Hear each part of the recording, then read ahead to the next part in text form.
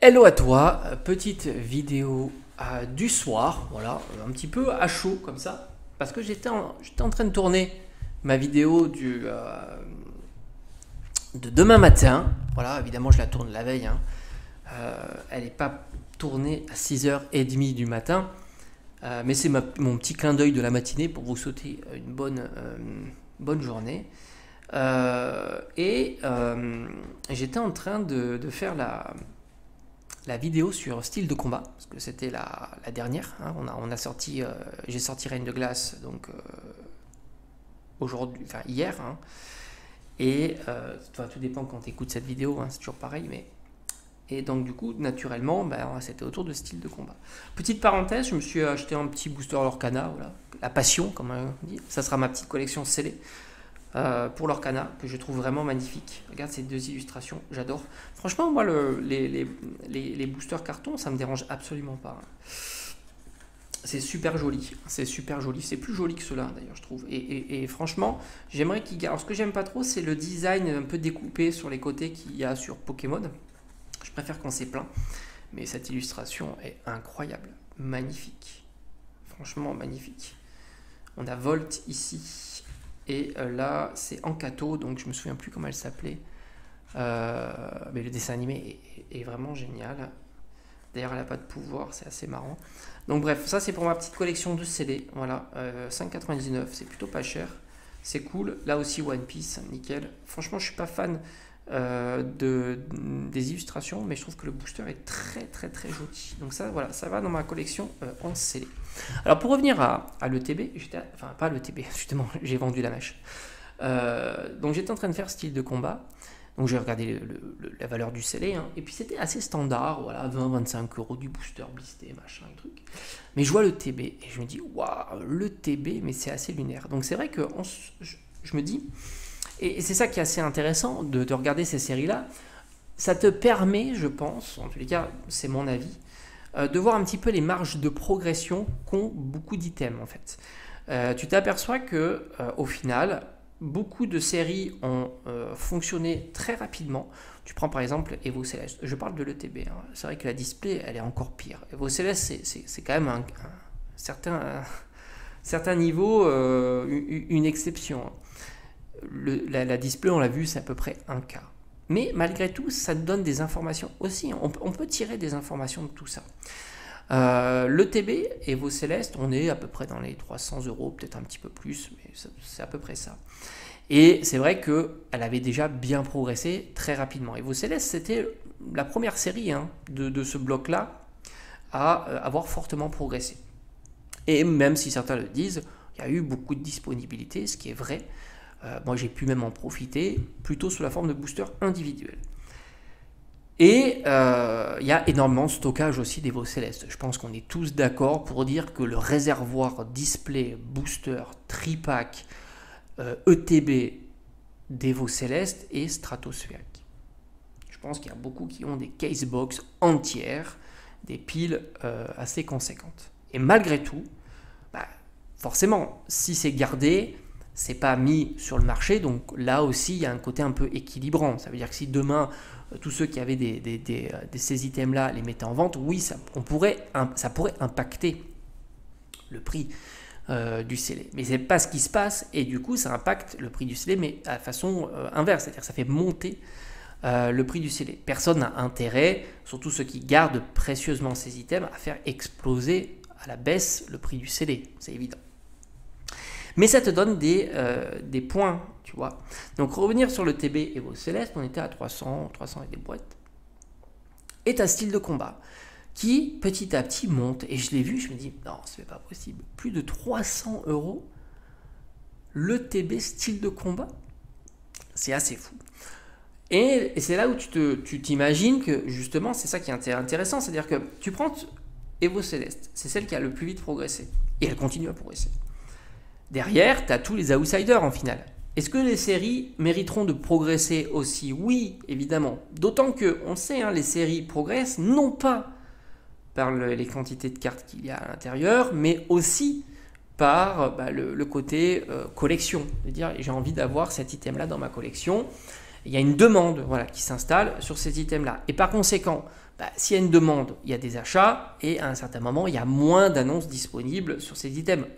Les réservoirs sont peut-être conséquents, mais à un certain moment, ça a tendance à se tarir, d'autant qu'il y a aussi une consommation, les events, il y a toujours des conventions, des box breaks, des choses comme ça, des boîtes mystères. Donc il faut bien aller chercher les boosters quelque part et ça aussi, ça consomme tout un tas de blisters. Mais du coup, tu te dis, 300 €, ça devient quelque chose de commun au final pour une ETB. Et ça veut dire que toutes les ETB qui sont en dessous de 300 € dans cette même période, j'ai en tête par exemple le TB Point de Fusion, on l'a vu ensemble d'ailleurs, Point de Fusion, avec cette en plus qui plus est, magnifique ETB. On ne peut pas dire que les chiffres se tirent à la hausse le TB de style de combat, tu vois, tu te dis pas oui mais regarde l'illustration, elle est dingue, regarde, non en plus tu as 8 boosters, c'est vraiment le TB où ils ont fait le strict minimum.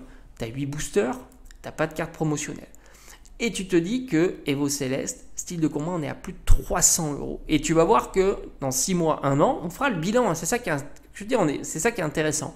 Si ça va encore progresser, on va s'approcher des 400 € et ainsi de suite. Mais quels sont les ETB qui sont en deçà de ces valeurs-là? Tu as Point de Fusion par exemple. Point de Fusion avec très belle illustration Mew en plus. Pour le coup, Point de Fusion, tu ne peux pas dire qu'il y a du ratage. Mew est très présent dans la série et en plus tu as une très belle ETB avec Mew. Donc tu dis ouais elle est moins chère. C'est toujours pareil. Hein.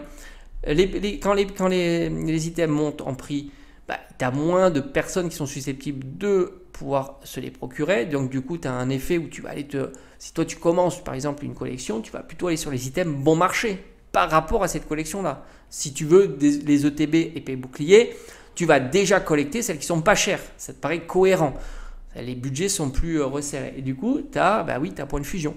Tu as Reine de Glace. On l'a vu aussi Silver Roi et Cavalier du Froid, Cavalier des Froids. Donc ça te donne des points comme ça où tu te dis, 300 € pour ces ETB-là, c'est quelque chose d'envisageable. Et tu peux avoir le même raisonnement par les displays. Les displays ne cessent d'évoluer. On peut faire aussi pour épée et bouclier avec Tempête Argentée, des choses comme ça. Tempête Argentée d'ailleurs était la dernière à progresser parce qu'il y a eu, c'est vrai, un restock. Alors je sais plus, il y a peut-être 1 an et demi ou quelque chose comme ça. Je crois que c'était durant un été. Je t'avais même fait la vidéo quand j'ai vu ça. Je me dis, oh là là, des displays disponibles à 170 €, là, ça, à mon avis, ça sera la dernière fois. Et ça n'a pas loupé. Ça a été complètement la dernière fois. Et puis petit à petit, elle commence à monter. Et là aussi, tu vois, tu as des displays qui sont bien plus hautes comparativement à d'autres. Tu as des ETB aussi qui sont bien plus hautes par rapport à d'autres. Par exemple, le Giratina. En plus, le Giratina, pour le coup, on est sur une ETB avec une belle cohérence et une belle illustration. Mais même les autres, elles sont sympas. La Darkrai, par exemple, est plutôt cool. Donc c'est ça qui, moi, je trouve ça assez intéressant de voir ensemble avec vous tous ces points de comparaison qui nous permettent justement d'essayer de comprendre comment on pourrait évoluer si on est toujours dans ce cycle très populaire du scellé. Mais j'ai envie de te dire, alors certains te disent oui, mais c'est une bulle, elle va exploser. Alors, le scellé en bulle, je trouve ça compliqué. Moi, je trouve ça assez compliqué. Parce que même quand on a eu la fin de la première hype, on va dire, celle qui a été 2021, qu'on a bien connue en tous les cas, est-ce qu'il y a eu une baisse du prix du scellé? J'ai envie de te dire, je ne l'ai pas vu en tous les cas. Je ne l'ai pas vu. Il y a eu un stop sur le prix du scellé, surtout le scellé récent qui revenait, par exemple Star Étincelante, le début de la fin de la hype, c'était Star Étincelante. Donc là, oui, il y a plus de progression du scellé, les stocks sont restés conséquents, mais c'est logique. Pourquoi il n'y a pas eu de progression du scellé sur ces séries-là? Parce que il y en avait en boutique. C'est toujours la même histoire. S'il n'y en a plus en boutique, qu'est-ce qui fait? Il y a un effet de rareté, de demande qui se crée, et ainsi de suite. C'est toujours pareil. Pourquoi l'Orcana, ça a très bien fonctionné le chapitre 1, puis après plus? Parce qu'ils ont annoncé les reprints, et ils ont annoncé leur fonctionnement des reprints. Toutes les séries seront reprintées les années suivantes. Forcément, tu casses l'effet rareté, et du coup, il n'y a pas l'inflation du prix. Ça paraît logique. Pokémon, c'est pas du tout pareil. Tu as des séries qui reviennent très difficilement, et après, elles ne reviennent plus. Donc forcément, tu as toujours un mécanisme de rareté. Tu ne sais pas quand, mais à un certain moment, tu as un mécanisme de rareté. Donc forcément, et puis il y a des items, on va dire stars, surtout, là aussi, je pense que c'est un point psychologique. C'est-à-dire que quand tu vois, on sait bien que ça ne sera jamais à ces niveaux-là, pour épée bouclier, écarlate et violet. Bien que, c'est qu'une question de demande. Quand tu vois le prix stratosphérique de certaines ETB Soleil et Lune, principalement des ETB Soleil et Lune, mais on pourrait aussi parler des boosters individuels, etc., tu te dis, il y a de la marge sur toutes les autres séries qui viennent après. C'est certain. Et il y a un poids psychologique sur ça. Tu te dis, au fond, une ETB, ça peut valoir 2000 euros, 3000 euros, 4000 euros, et ainsi de suite. Donc forcément, tu te dis, pourquoi pas aussi sur épée bouclier. Alors, ce ne sera pas de la même manière, ce ne sera pas dans la même temporalité, mais à un certain moment, si la collection, l'intérêt Pokémon est grandissant, il y aura toujours des gens qui ont envie de se procurer ce genre d'item, et à un certain moment, les prix vont augmenter. Ça sera peut-être pas à ces niveaux-là, et on te dit bien que, parce que personne pouvait imaginer de voir des ETB ne serait-ce Soleil et Lune à ces prix-là, même en imaginant des séries antérieures très chères. Moi, je pense que personne n'était prêt à imaginer, d'ailleurs c'est sûr, parce que sinon, beaucoup auraient fait des stocks de ces ETB quand elles étaient moins chères que ça. Les displays, c'est pareil. Personne n'aurait pu imaginer des displays à plusieurs milliers d'euros, voire encore plus, du Eclipse Cosmique, coûtait une fortune. J'ai vu des boosters individuels scellés à plus de 100 ou 150 euros, mais c'est colossal, c'est stratosphérique pour du Soleil et Lune. Soleil et Lune que tu voyais, moi j'en ai acheté une quinzaine, je crois, de Harmonie des Esprits, dans un Jiffy en 2022 peut-être, alors que maintenant c'était à 6 euros quoi. Alors que maintenant on doit être certainement à 100 euros du booster, enfin c'est stratosphérique. Donc on n'imaginait déjà pas ça et c'est arrivé. Donc forcément tu imagines pas sur épée bouclier et tu vas voir que ça va arriver. On va voir, et d'ailleurs on en aura des pistes, pourquoi ? Parce qu'on verra les séries les plus cultissimes. Par exemple, Evo Céleste. On va voir quand Evo Céleste. Est-ce que tu penses que voilà, c'est ça le truc, c'est est-ce que tu penses qu'un jour Evo Céleste peut plafonner, se dire ok, là il est à, je sais pas, allez, mettons 50 euros et il ne bougera plus des 50 euros. Est-ce que ce mécanisme-là, tu peux te dire oui, il n'a ne plus bouger des 50 euros. C'est pas évident. C'est pas évident quand on voit que toutes les séries, et on voyait des boosters aussi. Enfin, même sur tu prends du XY aussi, et ainsi de suite. XY, c'est stratosphérique aussi. Franchement, c'est stratosphérique. XY, tu as des boosters scellés de origine antique, mais c'est d'une violence, c'est fou, quoi. Bref, c'est assez marrant, en tous les cas, de suivre ça, de voir un petit peu. Et puis, c'est vrai qu'on te dit souvent, c'est le collectionneur en scellé, il faut pas, ça fait monter les prix. Non, mais ce qui fait monter les prix, c'est la méthodologie de production de l'item en soi, surtout les items récents, parce que à un certain moment on peut comprendre qu'une compagnie ne printe plus certaines séries, donc bien qu'on se demande quand par exemple Lorcana va arrêter de printer chapitre 1. Il y avait du chapitre 1 il y a encore hier, mais bon, Lorcana c'est très récent, et à un certain moment le chapitre 1 ne sera plus printé, et du coup qu'est-ce qui va se passer ? Au moment où les chapitres 1, 2 ne seront plus printés, les prix vont augmenter, c'est comme ça. Parce qu'il y aura cet effet de rareté qui va s'installer. Pokémon, s'ils n'avaient pas envie que V9, V10, 8.5 soient des séries problématiques, il suffit tout simplement d'augmenter la quantité. Si tu mets un facteur 10 sur la quantité, au lieu d'avoir 40, 50 ou 100 bundles dans une boutique, tu en as 400, 500 ou 1000 bundles. Il n'y a plus ce problème-là.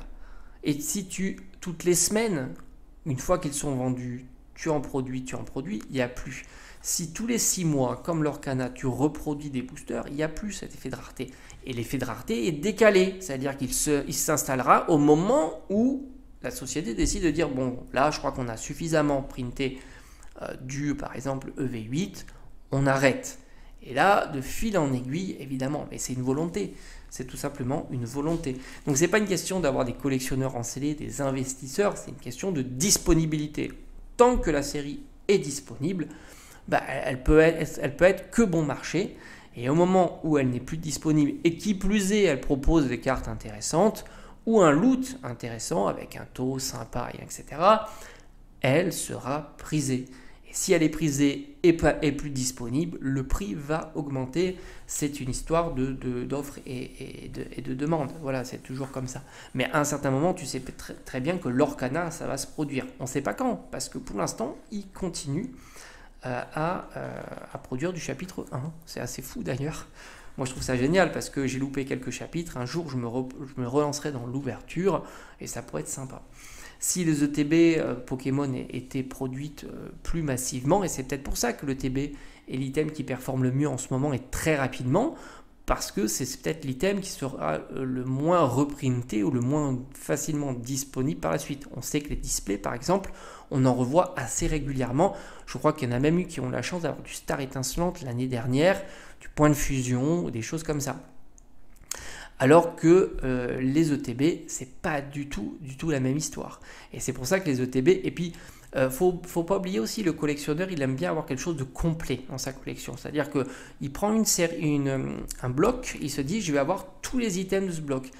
Tous les ETB, par exemple, ça aussi, c'est intéressant. Donc tu complètes. Tu es prêt à mettre un certain prix pour compléter ta collection une fois par mois, une fois comme tu veux, et ainsi de suite. C'est plus une question de prix aussi, c'est une question d'objectif de collection. Ça peut être aussi un art set, ça peut être aussi les displays et ainsi de suite. Et ça s'inscrit très bien, les produits Pokémon, comme ça. Et les kits d'AP ne font pas partie, ce qui explique aussi que souvent les kits d'AP sont un peu mis de côté. Moi, je suis plutôt fan des kits d'AP. Et puis les produits qui sont pas, on va dire, qui concernent pas toutes les séries. C'est vrai que quand tu collectionnes les ETB, tu as toutes les séries. Tu as quelque chose de complet. C'est-à-dire que tu n'as pas des séries où il n'y a pas d'ETB. C'est ça qui est intéressant. Les boosters individuels, tu n'as pas les séries .5. Les displays, tu n'as pas les séries .5. Les kits d'AP, tu n'as pas les séries .5. C'est peut-être ça. Je crois qu'il n'y a pas de kit d'AP dans les séries .5. Oui, je crois qu'il n'y a pas. Donc c'est pour ça que certains items aussi sont plus ciblés, parce qu'ils sont plus cohérents, ils s'inscrivent mieux dans la collection d'une série, enfin d'un bloc Pokémon. Je pense que ça aussi, ça y joue. Parce qu'on aime bien, tu vois, de dire, ah, mon objectif est atteint, j'ai toutes les ETB de la série. Alors tu pourrais dire que oui, mais dans les séries .5, c'est pas grave s'il n'y a pas, mais c'est dommage, tu vois, tu loupes quelques séries. Bref. C'était un petit peu la petite discussion de la nuit. Je te souhaite une bonne nuit. Si tu as regardé cette vidéo-là, j'adore. Je suis fan vraiment des boosters individuels, tu vois. Même si je suis pas spécialement fan de la série à ouvrir, parce que c'est ça que certains ne comprennent pas. C'est qu'il y en a qui te disent, bon, le TCG, c'est de l'ouverture. Non, le TCG, c'est pas que de l'ouverture. C'est la collection de cartes. Déjà, tu peux ne jamais ouvrir de booster et collectionner des cartes. Ça s'appelle le marché secondaire. C'est le premier point. Tu peux ne ouvrir aucun booster et avoir une magnifique collection de cartes. Deuxièmement, c'est un jeu de société, un jeu de cartes. Donc, il y a aussi ça. Et puis, c'est aussi la collection. Il y en a qui aiment, et on ne faut pas réduire non plus...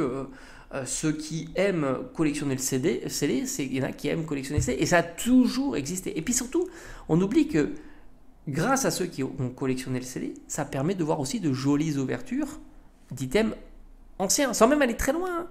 Si tu veux, moi j'ai fait une ouverture destinée au culte pour les 10 000 abonnés. Si j'avais pas conservé, et s'il n'y avait pas des gens qui conservaient du Destiné Occulte, comment tu fais à ouvrir du Destiné Occulte?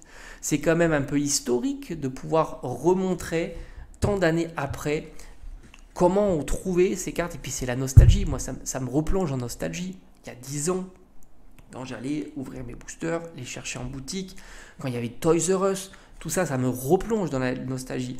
Si tu as des cartes, ça te replonge aussi, mais différemment. Et comme ça permet, je trouve que ça grandit Pokémon, plutôt que réduire juste en disant, bon, c'est vrai que c'est l'échange de cartes, et moi je trouve que ça grandit d'avoir tout un tas de pans de collection. Puis ça peut être pas que les boosters, ça peut être aussi les magazines, ça peut être les figurines, et tout un tas d'autres choses. Les stickers, il y a aussi, tout ça, ça fait partie de la collection. Bref, à bientôt.